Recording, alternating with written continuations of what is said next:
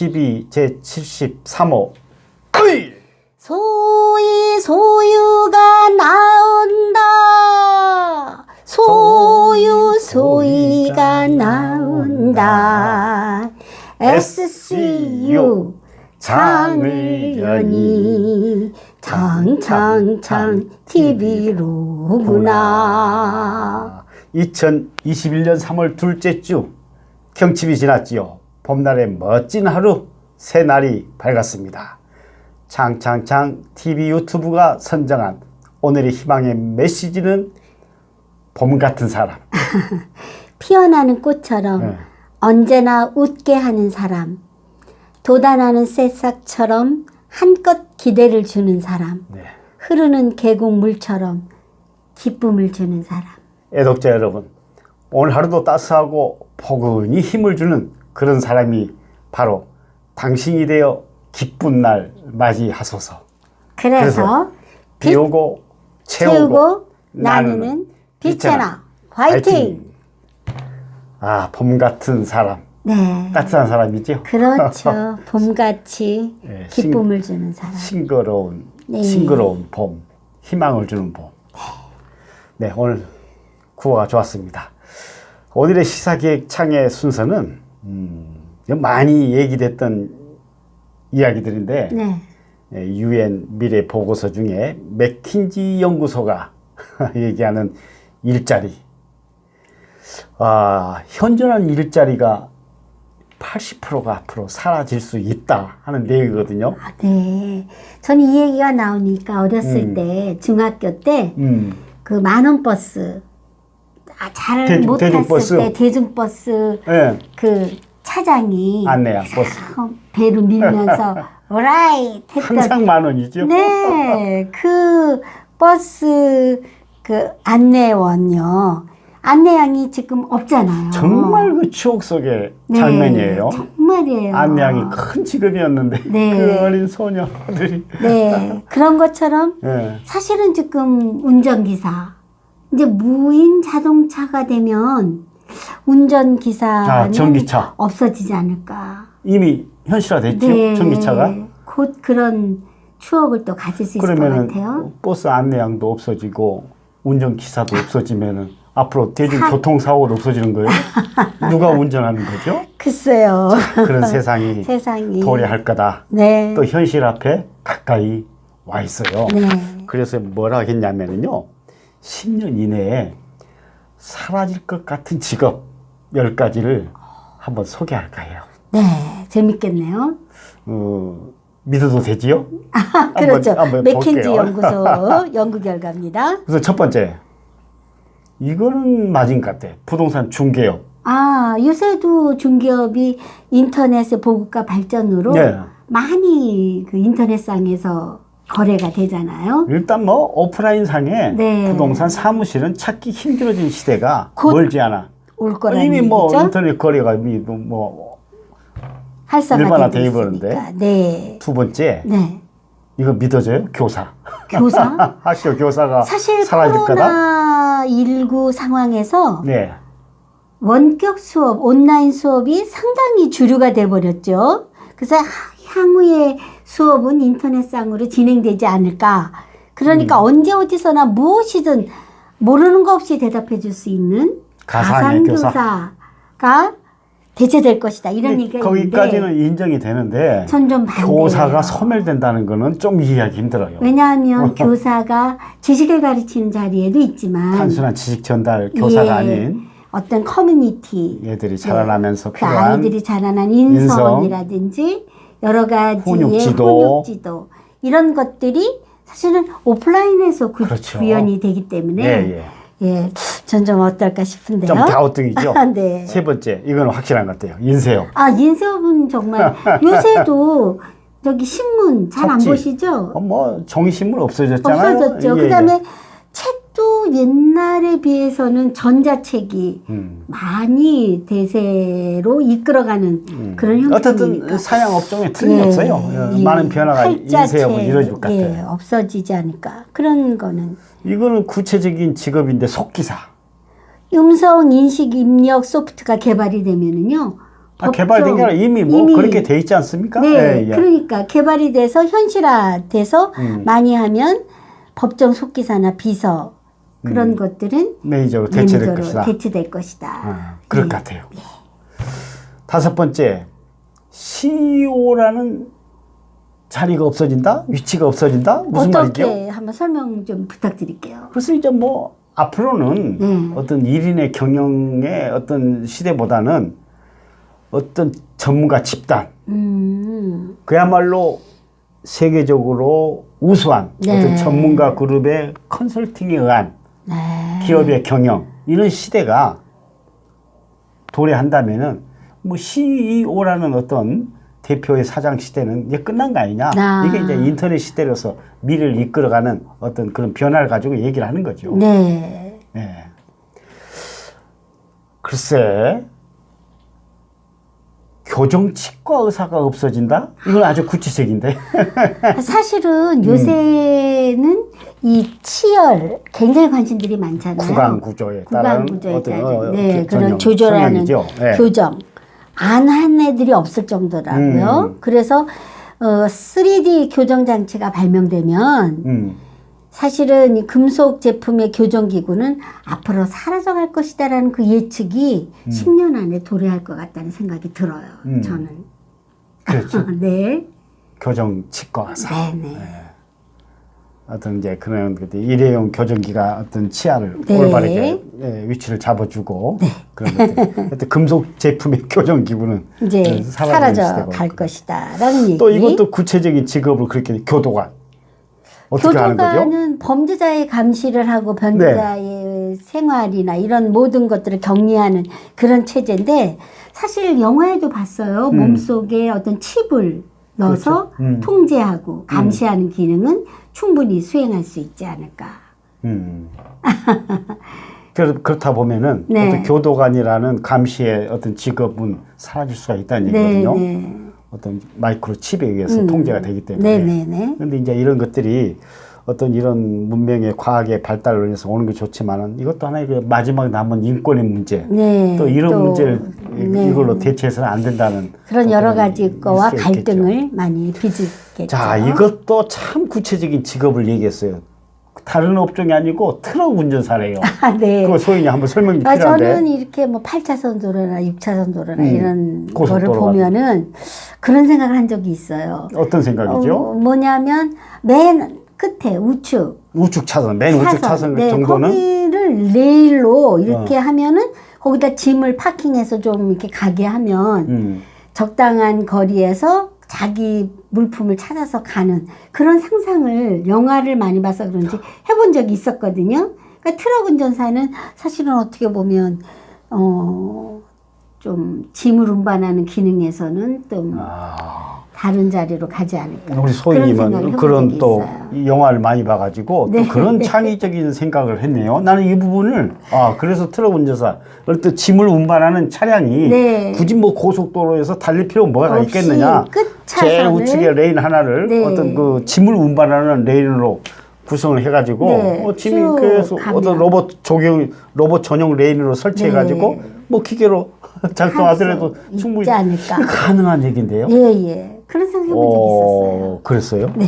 그런 영화도 많이 있어요? 그런 영화 있고, 뭐, 사실은 뭐 축지법 이래갖고, 사실 그 지면도 어떨 때는 좀, 아파트에서 저희 아파트는 저 끝에 있거든요. 512동. 그러면 거기에 딱 서 있으면 쭉 좀 가면 참 편안하겠지. 이런 생각도 해본 적이 있었으니까. 상상력이 대단하지. 자, 다음은 집사? 집사라는 게 뭐죠? 집사? 집사가 교회의 믿음의 그 집사가 아니고, 그 왜 가정에 좀 부유한 집에 전체적인 소소한 일을 이런 걸 도와주는 일하는 사람.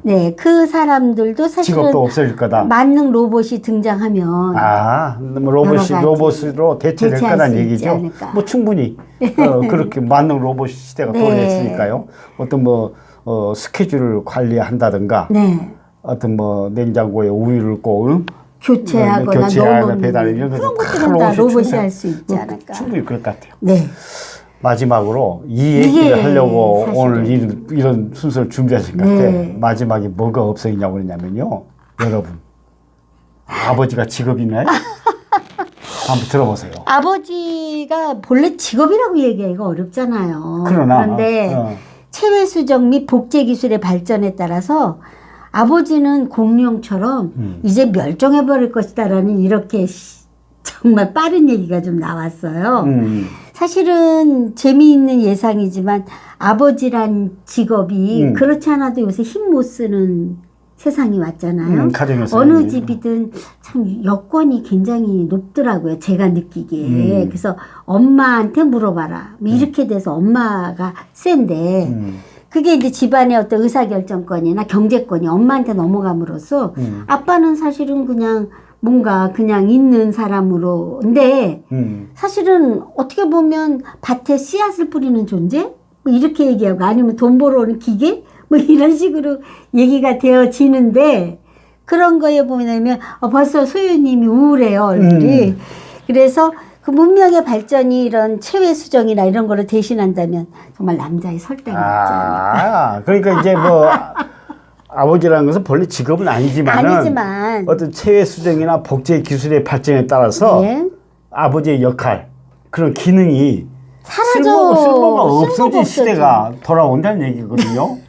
최근에 우리 사유리 그 방송도 했지 않습니까? 네. 어떻게 해서 결혼은 안 하지만 아이는 필요했을 때 네. 자기가 고를 수가 있잖아요. 그런 시대가 지금 도래했다는 얘기죠. 네. 정자의 네. 기능도 다 그렇게 해서 얻으면 되기 때문에 아버지의 어떤 역할이 성적인 역할도 필요 없는 시대가 온다는 얘기죠. 저는 근데 너무 삭막하고 여기에서만은 상당히 좀 마음이 그런데 자, 그렇다면은 이런 시대가 10년 내에 도래한다? 그래도 우리는 빨리 세상을 오래 살아서 다행이죠. 다행이에요. 정말. 근데 우리가 이것을 우리가 피할 수가 없는 게 자녀 세대를 우리가 봐야 되잖아요. 그 고통이 아드님 있으시죠? 그렇습니다. 네, 저도 아들 있거든요. 이제는 밭에 씨를 뿌리는 기능마저 문명의 발전이 대신한다면은 정말 남자들이 서야 할 곳이 어딘지 모르겠어요. 네, 그렇습니다. 이게 얼마나 좀 그런 얘기인지. 그런 예상을 한번 해보면서 우리가 또 대비할 건 대비해야 되겠다는 생각이고요. 네. 다음은 시니어 공감. 소희가 묻고 소유가 답하다. 무슨 얘기죠? 사자성어 시간이죠? 네. 동선하로. 동선하로. 한번 소희님이 준비하신 자료를 한번 잘 화면에 잘 비춰주시고요. 네. 동선. 이쪽 가운데 쪽 놔주시고요. 예. 한번 읽어볼까요? 겨울동. 부채선. 여름하. 화로로. 네. 겨울의 부채. 겨울의 부채. 있겠어요? 여름의 화로. 소용이 있겠어요? 아무 소용이 없는 물건인데. 아무 소용없는 물건을 일컫는 말이 동선 하로라고 합니다. 후한의 학자이자 사상가인 왕충이라는 사람이 그의 대표적인 저서의 논형에서 이로울 것 없는 재능을 바치고 보탬이 되지 않은 의견을 내는 것은 결국은 여름에 화로를 바치고 겨울에 부채를 드리는 것 같다라고 쓴 글에서 유래됐다고 합니다. 여름에 화로를 바치고 겨울에 부채를 드리는 것 같은 아무 쓸모없는 그런 글이다. 유래했다는 얘기죠. 네. 사실 요새 저기 한번 소유님 여기 손목 한번 보여주세요. 제 시계 보려고 그러시는 거죠? 소유님은 항상 이렇게 시계를 사고 계시더라고요. 이게 또 제 결혼 예물 아닙니까? 네. 스마트폰이 보급되면서 손목 시계가 이 동선하로처럼 사실 쓸모가 없는 물건으로 밀려나가서 시계 파는 사람을 보기가 어려워요. 스마트폰에 보면 바로 시간을 수시로 우리가 스마트폰을 또 저 같은 남자는 뭐 어떤 게 들어가는 거죠? 이런데 진화되지 않는 사람이에요? 아닙니다. 그래도 자신의 원칙이며 그런 거를 또 고수하는 그런 또 진지한 면이 있죠. 또 결혼 예물을 끝까지 차고 있는 것은 굉장히 또 여자 입장에서는 오래 보자는 이런 느낌이 주니까 우리는 이미 시계를 놓은 지가 40년이 넘었거든요. 그렇군요.